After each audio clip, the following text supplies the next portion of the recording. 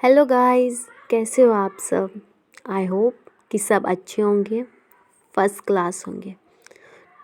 और दिल से सॉरी बोलना चाह रही हूँ क्योंकि मेरे एग्ज़ाम्स आ गए थे, इसलिए मैं वीडियोस नहीं डाल पा रही थी यहाँ पे। और एज अ स्टूडेंट आप लोग भी जानते होंगे कि एग्ज़ाम्स आने के बाद कितने प्रेशर्स आ जाते हैं। सो इसलिए मैं यहाँ पे ध्यान नहीं दे पा रही थी, उसके लिए सो सॉरी।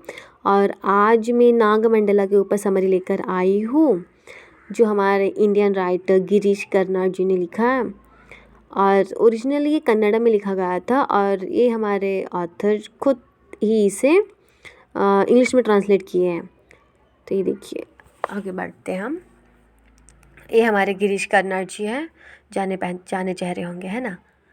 ये हमारे मालगुडी डेज जो दूरदर्शन पे पहले आता था ना, वही उसमें इन्होंने बहुत सारे मतलब उनमें इन्होंने एक्ट किया है। इनके बच्चों के लिए इन्होंने बहुत सारे कार्टून्स भी बनाए हैं। ठीक है, ये देखिए इनके बारे में थोड़ा सा info. The life and times of Girish Karnad. So इनका बर्थ देखिए मई 1938 में महाराष्ट्र में हुआ था।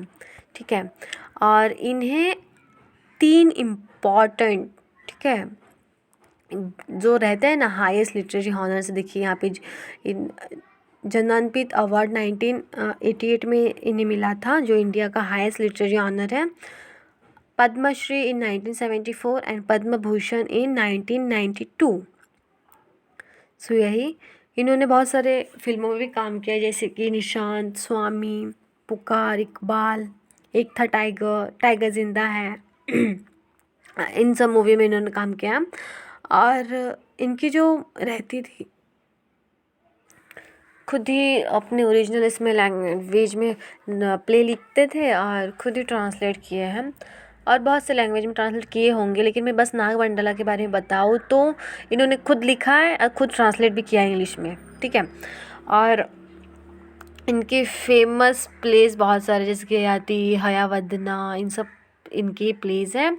और he wrote is first play Yayati while he was still at Oxford university में थे जब इन्होंने ययाति प्ले लिखा था इन 1961 में। देन 1970 में इन्होंने संस्कारा इसमें एक्ट किया है। ये डायरेक्टर भी है। और जब अभी थोड़ी देर पहले बताई थी ना मालगुडी डेज़ में, तो ये देखिए यहाँ पे the role of Swami's father in Malgudi Days, Swami के फादर का रोल इन्होंने निभाया था मालगुडी डेज़ में। और बहुत सारे इवन इन बहुत सारे बच्चों के लिए इन्होंने दूरदर्शन में इनका प्रोग्राम चलता था पहले।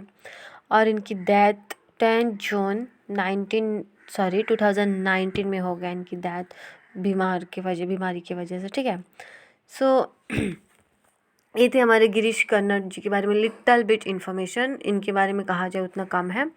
बहुत सारे क्या बताए, इम्पोर्टेंट क्या बोलते अवार्ड से नवाजा गया है इन्हें। तो हम आगे बढ़ते हैं। So Nagamandala, Girish Karnad. Nagamandala is a 2-act play written by the well-known Indian playwright and actor Girish Karnad in 1987 and it published in 1988.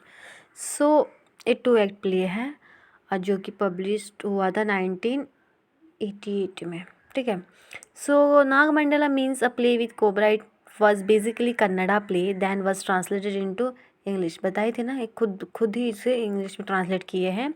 The play blends history with the mythical elements. इसमें बहुत सारे मिथिकल एलिमेंट्स हैं जो मैं जब समरी बताऊंगी तो आप लोग नोटिस ही करेंगे, बहुत सारे हैं। और क्या बोलते हैं, ये जो है ये प्ले ये स्टोरी इन्होंने अपने फ्रेंड ए के रामानुजन से सुनी थी। ठीक है, जो कि पोएट है और इसे तो आप सब जानते ही होंगे। ठीक है, सो और इन्होंने मतलब इनसे ही सुनी और इसके ऊपर इन्होंने प्ले लिख डाली। ठीक है, the play circle around the snake which changes is from the human being to meet its beloved. तो इसमें जैसे मैं समरी बताऊंगी तो उसमें आप देखेंगे कि कैसे एक स्नेक अपने प्यार से मिलने के लिए अपना वेश बदल लेता है। ठीक है, सो वही देन दैट यहाँ पे आगे बढ़ते हैं। The term Nagamandala it consist of 2 word Naga and mandala. तो यहाँ पे 2 वर्ड को मिलाकर एक वर्ड तैयार हुआ है जो है नागमंडला। तो 2 वर्ड कौन कौन से, नागा एंड मंडला। ठीक है, तो ये 2 वर्ड को मिलाकर एक वर्ड हुआ है तैयार, Nagamandala. So according to history of culture, it illustrates the joining together of male and female snake. So यहाँ पे joining together male and female and male snake. So Kanta dedicated this book to his friend and mentor A.K. Ramanujan. So जैसे कि इन्होंने इनसे story सुनी है A.K. Ramanujan से, जो कि इनके फ्रेंड भी है, मेंटर भी है, ठीक है. तो इन्होंने अपना बुक ही डेडिकेट इन्हें कर दिया A.K. रामानुजन को, ठीक है. So he wrote his book during the year he spent at the university of Chicago as visiting professor and Fulbright scholar in residence. So जब ऑक्सफोर्ड वहाँ शिकागो में थे, university of Chicago as a visiting professor, और जहाँ पे रहते थे वहाँ के फुल ब्राइट स्कॉलर भी थे. और आगे बढ़ते थे कैरेक्टर्स में, कौन कौन से कैरेक्टर्स हैं. सो यहाँ पे the man, the flames, the history, main character Rani, उसका husband Appanna, old one Kurudavva, son of Kurudavva Kappanna, and second important is Naga, ठीक है. तो यहाँ पे ये सब कैरेक्टर्स हैं. और यहाँ पे बता दी हूँ कि यहाँ पे 2 एंडेड है ना, ओपन एंडेड सॉरी 2 एक्ट का है, और ऊपर से और एक बात कि ये ओपन एंडेड प्ले है, ठीक है. तो यहाँ पे होता ये है कि स्टार्टिंग में क्या होता है, ये मैन रहता है, ये जो मैन है वो ना स्टोरीज मतलब कि प्लेस लिखते हैं, ठीक है. और इसके ड्रामा ऐसे परफॉर्म भी किया जाता है स्टेज पे. तो इसके ड्रामा के चक्कर में बहुत सारे ऑडियंस रात भर जागे रहते हैं. तो इसलिए इसे कर्ज मिला था कि इस एक मतलब जो महीना अभी चल रहा है, जो मंथ चल रहा है, उस मंथ के एक दिन तुम्हें पूरी रात जागे रहना पड़ेगा. किसी बाबा ने इसे कहा था, लेकिन इसने मजाक में ले लिया. उसने हंसना स्टार्ट कर दिया, क्योंकि कैसे हो सकता है, मैं एक ड्रामा लिखने वाला और राइटर हूँ, ये थोड़ी ना हो सकता है. तो तो यही कहते हैं कि तुमने सबको जगा कर रखा है अपने प्ले ड्रामा दिखाने के चक्कर में, इसलिए तुम्हें भी एक रात जागना रहना पड़ेगा. अगर नहीं रहे तो तुम्हारी डेथ हो जाएगी. तो उस टाइम तो मजाक में लेता है. जैसे जैसे दिन मतलब महीना ख़त्म होने वाला रहता है, वैसे वैसे इसकी परेशानी बढ़ने लगती है.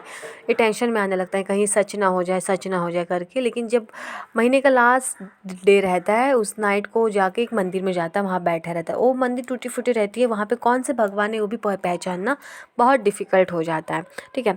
तो वो बैठे रहता है, कुछ कुछ बोलते रहता है, अगर मैं सो गया तो मैं मतलब कल का सुबह सूरज नहीं देख पाऊँगा, मर जाऊँगा, उसकी बातें सच हो जाएगी, ये वो करके. तो ना बैठे बैठे वहाँ पे किसी थोड़ों के ना आवाज़ मतलब बातें करने की आवाज़ सुनता है.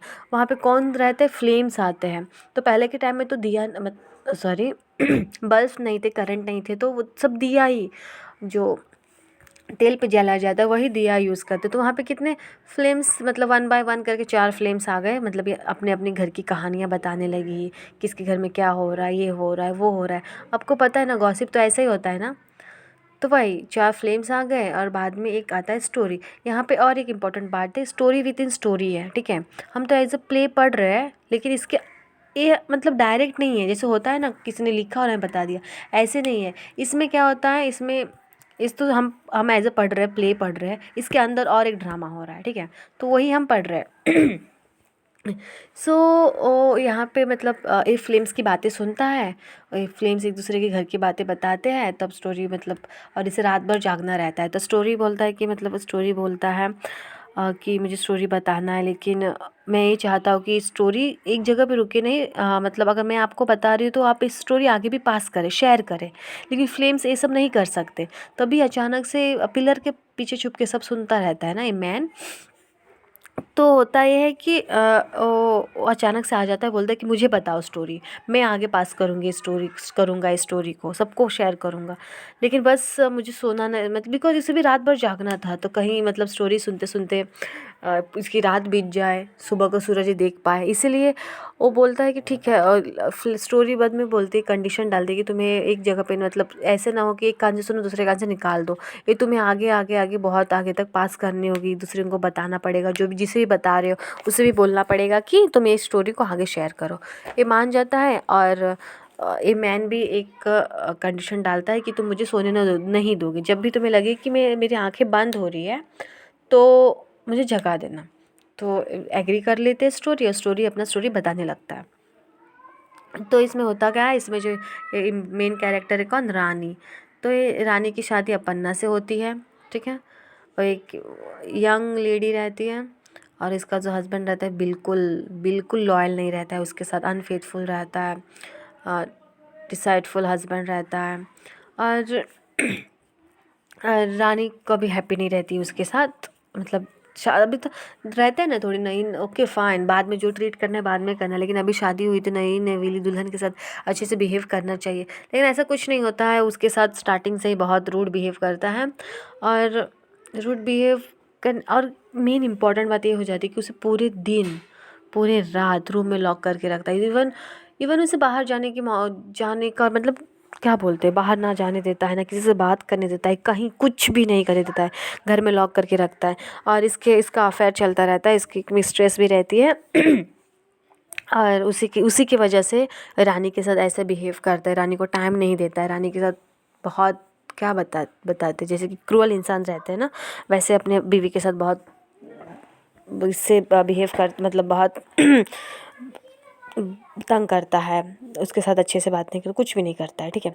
बस दोपहर के टाइम, लंच के टाइम वो बस लंच करने के लिए आता है, उतने टाइम में पहले नहाएगा, फिर लंच करेगा, फिर चला जाएगा रूम को घर को बाहर से लॉक करके, ठीक है। रात में भी नहीं आएगा, फिर दूसरे दिन लंच के लिए ही आएगा, बस लंच के लिए ही आता था और किसी चीज़ के लिए नहीं आता था।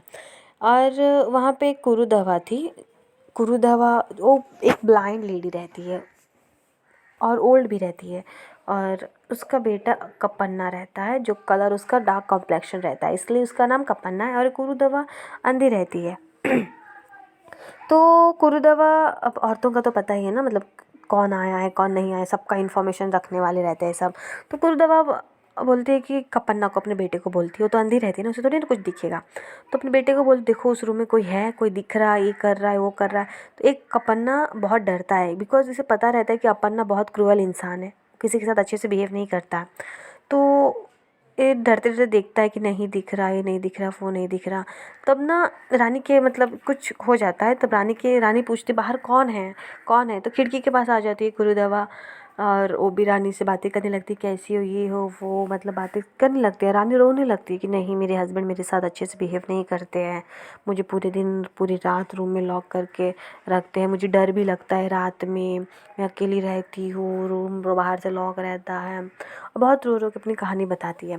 तब तब कुरुदवा उसे अपनी स्टोरी बताती है एक, और उसके पास और दो उसको मैजिकल स्टिक देती है, लकड़ी देती है, लकड़ी बोल सकते हैं या फिर जड़ भी बोल सकते, रूट हाँ, किसी रूट्स रहता है, वो मैजिकल रूट्स रहता है एक्चुअली। वो कहानी बताती है कि देखो, मतलब इसकी शादी नहीं हो रही थी, कुरुदवा की शादी नहीं हो रही थी, मतलब कोई लड़का इसकी तरफ अट्रैक्ट ही नहीं हो रहा था। तब एक बार जोगी आया था, बाबा पंडित या कुछ भी बोल लो, ठीक है। सो वही वो इसे 3 मैजिकल रूट्स देते हैं और कहता है, मतलब तीनों का पावर डिफरेंट डिफरेंट रहता है। जो फर्स्ट वाला रहता है उसका माइनर रहता है, बाद में मीडियम रहता है, बाद स्ट्रॉन्ग रहता है, ठीक है। मतलब कि रहते हैं ना, उनकी पावर पे ऊपर डिपेंड है। 3 मैजिकल रूट्स देते, बोलते कि पहले माइनर वाला यूज़ करना, जो भी तुम्हारा मतलब लड़का पसंद है, जो भी आए उसके खाने में या फिर पीने वाले इसमें मिला के दे देना, तुम्हारी तरफ अट्रैक्ट हो जाएगा। और एक गुरुदवा वैसा ही करती है और ये सक्सेसफुल हो जाती है, ठीक है।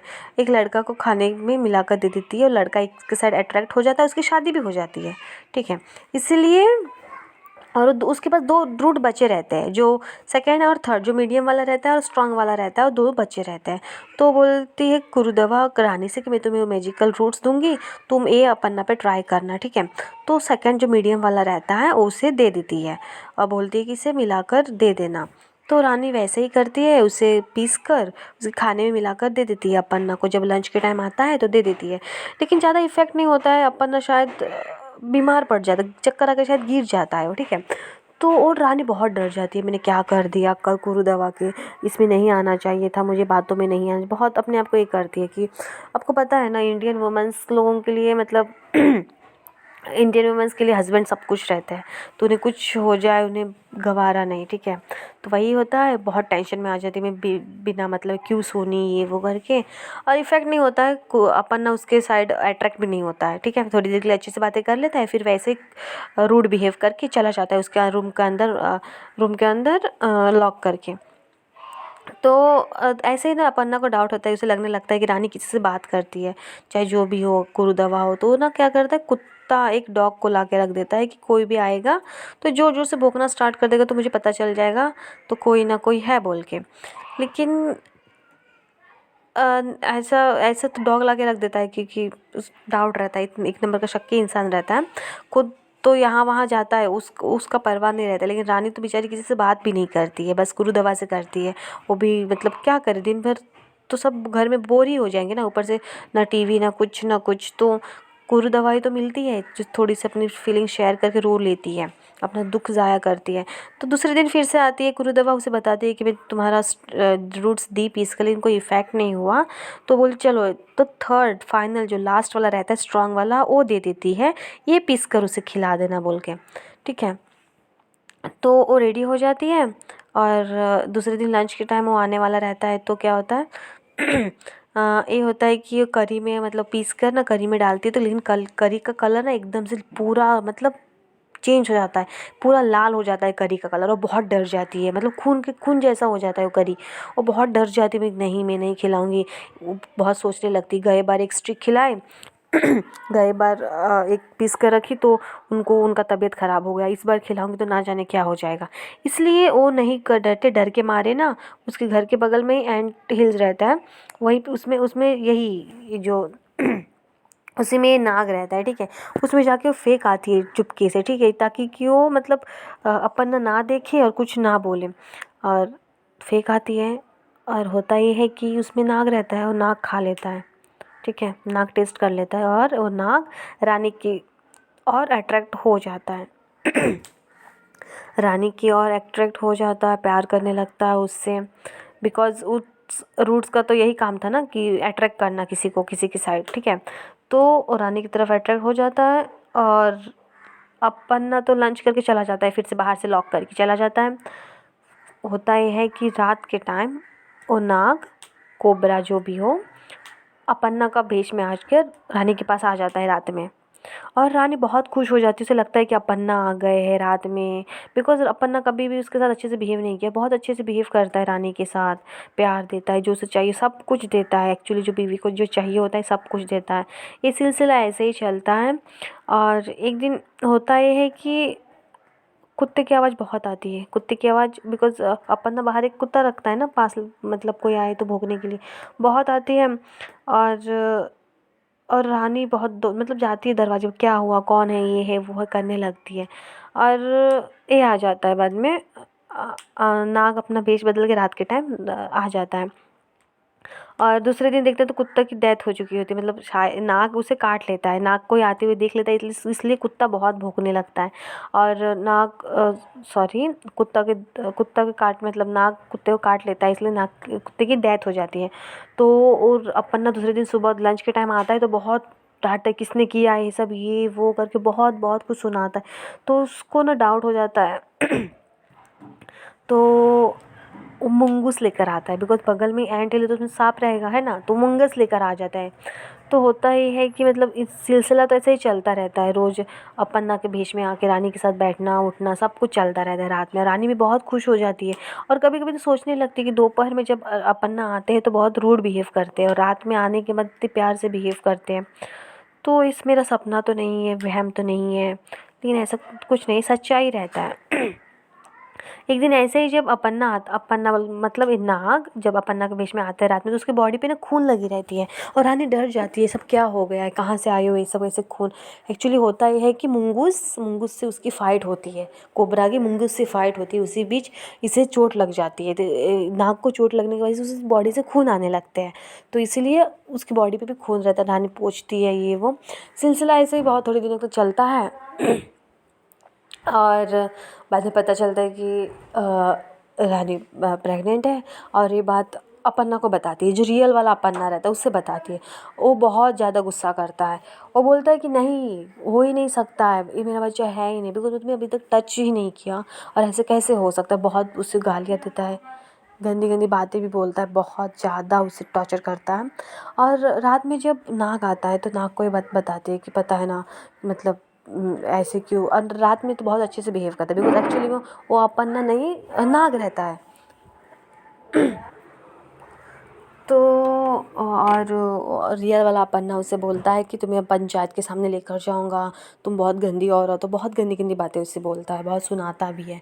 और रात में जब उससे बताते तो रात में अच्छे से बिहेव करता है और बोलता है कि दोपहर में तुम ऐसे क्यों बिहेव करते हो, रात में ही क्या हो जाता है, रात में बहुत अच्छे से बिहेव करते हो, ये वो। और बाद में ये क्या बोलता है, अरे बहुत डर जाती है पंचायत में। एक्चुअली होता क्या है कि वहाँ पे ना एकदम गरम गरम जो लाल लोहे का रॉड को हाथ में उठाना पड़ता है, ठीक है। अगर सच्ची हो तो, अगर मतलब सच्ची हो तो कुछ नहीं होता है, अगर कुछ झूठ बोल रही हो, कुछ गलत काम की, तो इफ़ेक्ट हो जाता है, जल जाता है हाथ।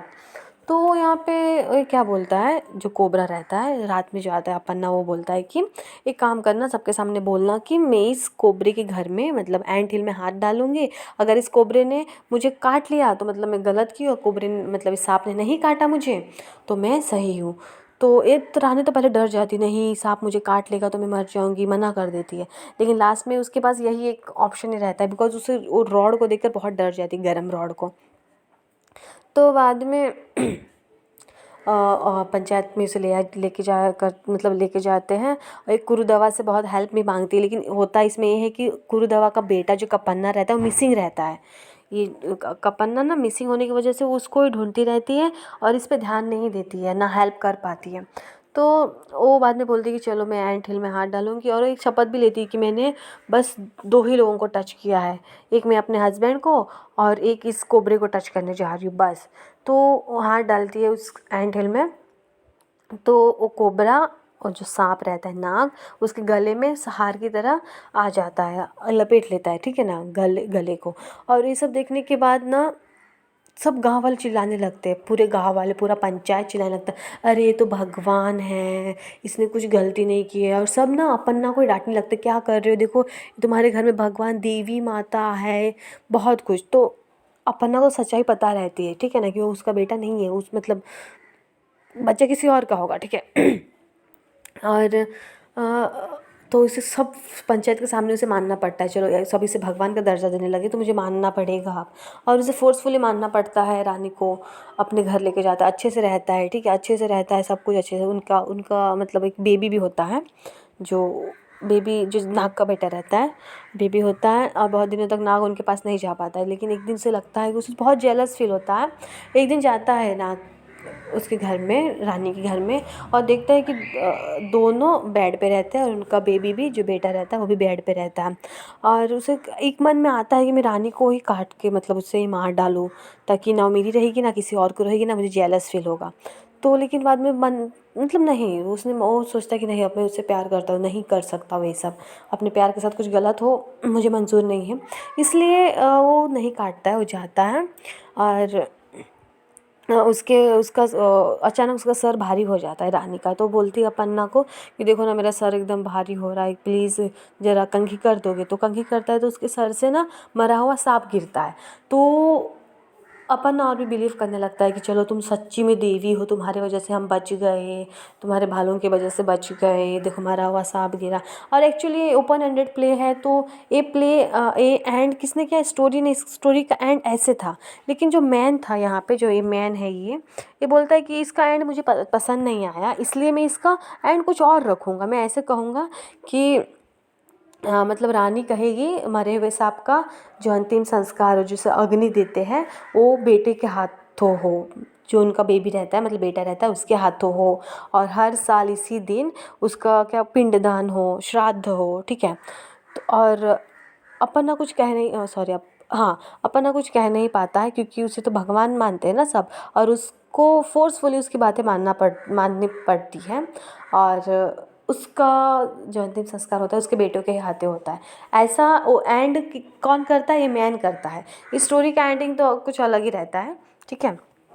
तो वही ओपन एंडेड प्ले है, बस इतना ही होता है, और बाद में दोनों सब मतलब खुशी खुशी रहते हैं। और अगर आपको इस पे इसी सेम प्ले पे अगर किसी भी इस पे नोट्स चाहिए, जैसे कि थीम्स हो गए, सिंबॉलिज्म हो गए, मैथिकल एलिमेंट्स हो गए, कुछ भी, ठीक है, कुछ भी के ऊपर आपको नोट्स चाहिए तो आप प्लीज़ कमेंट सेक्शन में कमेंट करके ज़रूर बताइए। मैं पूरी कोशिश करूँगी उस पर आप वीडियो लाने के लिए, इवन नोट्स भी, रिटर्न नोट्स भी लाने के लिए पूरी कोशिश करूँगी, ठीक है। और ये तो मेरे पास जितने थे मैं जितने आपको दे दी, बिकॉज़ ये नॉवेल मेरे मुझे भी इस सेमेस्टर में थे, ठीक है। सॉरी, ये प्ले मुझे इस सेमेस्टर में थे, तो मेरे पास नोट्स अवेलेबल है। अब आप लोगों को चाहिए तो प्लीज़ कमेंट करके बताइए। और अगर आपको कोई भी प्रॉब्लम हो, कोई भी प्रॉब्लम, अगर मैं एक्सप्लेन अच्छे से नहीं कर रही हूँ या फिर कुछ भी गलत कर रही हूँ, तो प्लीज़ आप मुझे कमेंट सेक्शन में कमेंट करके ज़रूर बताइएगा। मैं नेगेटिवली नहीं लूँगी, आप मेरे अच्छाई के लिए ही मुझे मतलब कुछ भी बोलेंगे तो ठीक है। और किसी भी और नहीं, नागमंडला ही नहीं, किसी और नॉवेल, ड्रामा, प्ले, पोइट्री, किसी के ऊपर आपको नोट्स, समरी या फिर कुछ भी चाहिए तो प्लीज़ मुझे बताइएगा। और अगर आपको अच्छा लगे तो प्लीज़ आगे अपने फ्रेंड्सों को शेयर कीजिएगा। और फिर से एक बार सॉरी बोलना चाहती हूँ कि बहुत दिनों के बाद वीडियो लाई हूँ उसके लिए, ठीक है। Thank you so much, bye.